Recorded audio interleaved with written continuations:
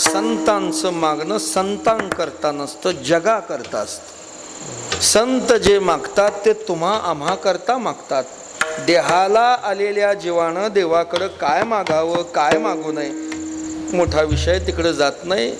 संतांना समजतं काय मागावं देवा, विसर न व्हावा, याचा अर्थ सतत तुझा आठव राहावा असं दान आम्हाला दे. कारण मानव देह प्राप्त झाला की देवाला विसरण्यामध्ये मोठं नुकसान आहे. विसरली तया बस पाठ आहे तुमच्या. हे सगळं साधी हानी नाही, देव हानीला थोर विशेषण दिलंय. साधी हानी नाही, थोर, की जी हानी पुन्हा कधीच भरून निघणार नाही. मानव देह प्राप्त होऊन देवाला विसरण्यामध्ये मोठं नुकसान आहे महाराज, मोठं नुकसान आहे. का तर हा देह जो निर्माण झालाय तो देवाच्या आठवा करता. ऐका, देवानं अनेक शरीर केले, 84 लाख प्रकारचे शरीर आहेत, पण एक मानव देह असा आहे की याच देहामध्ये देवाचा आठव. याची जन्मी घडे जन्म दिला कोणता? मानवाचा. हे हात पाय कान डोळ काय याचं प्रयोजन? हात देण्यात, डोळे देण्यात, वाणी देण्यात काय प्रयोजन आहे? जेने तू जोडसे दिले इंद्रिय हात पाय कान दिले महाराज. हे देवाचं देणं आहे आणि देवाच्या आठवा करता देणं आहे. याचा विनियोग देवाच्या आठवा करताय महाराज. पण बऱ्याच जणाला देह कशा करता दिलं हेच माहित नाही. बऱ्याच लोकांना वाटतं शरीर गंमत करायला दिलंय, मजा. सहजच माणसं म्हणतात भाग्यवान आहे आपण, भाग्यवान आहे आपला नंबर कोरोनात लागला नाही. मग काय करा? करा मजा, चांगलं खावा, चांगले कपडे रोज घाला, बिना कष्टाचा अमाप पैसा जवळ असावा, बस. याच्यापेक्षा काय नाही. ल्यावे खावे बरे महत्वाचा शब्द आहे. सदैव, कधी कधी नाही. कधी कधी चांगलं खायचं नाही, कधी कधी चांगले कपडे, सदैव रोज असं खायचं. देहाकडं पाहण्याची दृष्टी भोगाची महाराज, भोगाची. याच्या करता शरीर दिलेलं नाही. पाहे पा शरीराची आगावा, जया लागी आले पांडवा, तो कार्यार्थावघा सांडोनिया.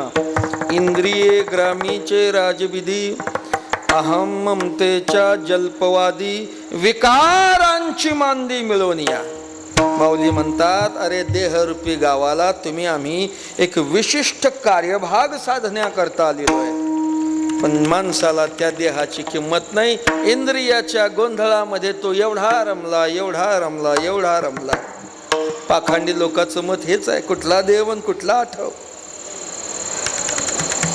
मग अरे जीव तोची देव, भोजन ते मुक्ती, मरण ते मुक्ती पाखंडाची. जीव तोची देव, भोजन ते भक्ती, मरण ते मुक्ती पाखंडाची. पाखंडी लोक काय म्हणतात? अरे देव शरीर हेच देव, मग रोज याला चांगलं खायला द्या हीच भक्ती, आणि मोक्ष मेला की मोक्ष. याच्या करता शरीर नाही महाराज. देहा येऊन जर भोगासक्ती वाढली की हा देव त्याच्या करता मिळालाय त्याचा विसर पडतो. विसर. जे प्राणिया कामी भारू, देहाची वरी आदरू, म्हणून पडला विसरू, आत्मबोधाचा विठाला विठाला.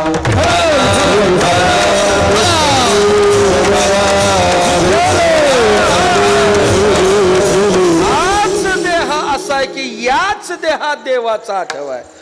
याच्यापेक्षा निकृष्ट देहाला पशु पक्ष्याचा गेला तिथंही आठव नाही, आणि याच्यापेक्षा श्रेष्ठ देह देवाचा मिळाला तिथंही नाही.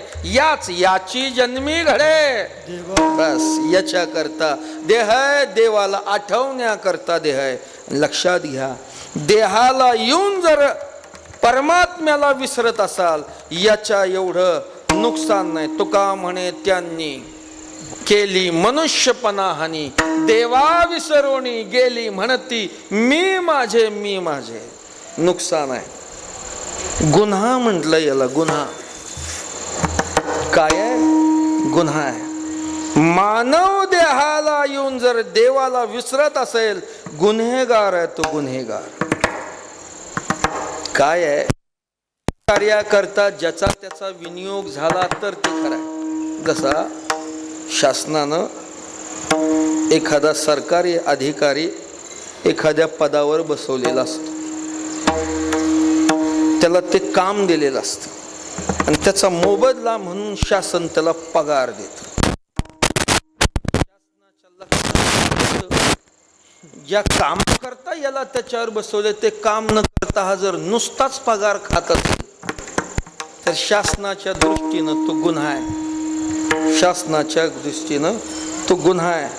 काय करतं शासन? त्याला त्या पदावरून काढून टाकतं, त्याला पदच्युत करतात, बडतर्फ सस्पेंड. काय करतात? सस्पेंड. का म्हणली ते अधिकारी दिसत नाहीत आता? तुम्हाला माहित नाही का? नाही का? काढून टाकलं शासनाने त्यांना. का? अहो कामच करायचं ना, नुसताच पगार खायचा.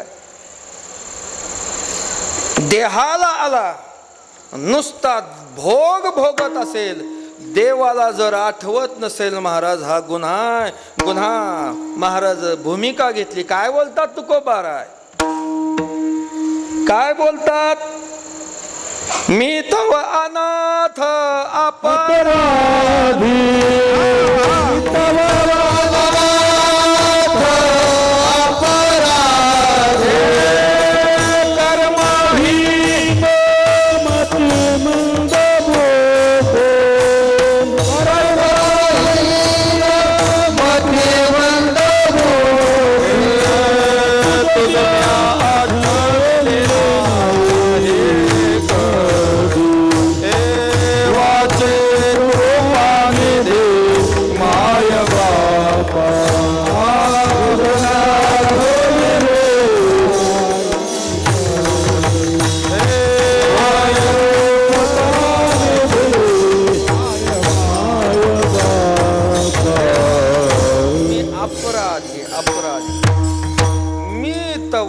अनाथ अपराधी. काय केला गुन्हा?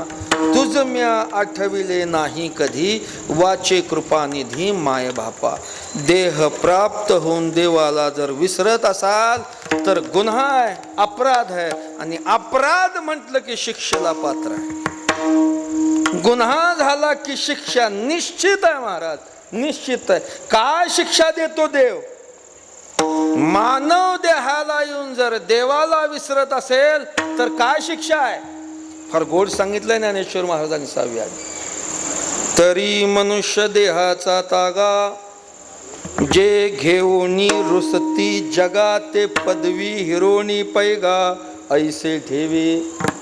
देहाच्या आश्रयानं राहतोय आणि महात्मा म्हणतात त्याची देहरूपी पदवी मी काढून घेतो, त्याची देहरूपी पदवी मी काढून घेतो आणि त्याला अशा योनीला आणि अशा ठिकाणी जन्म देतो.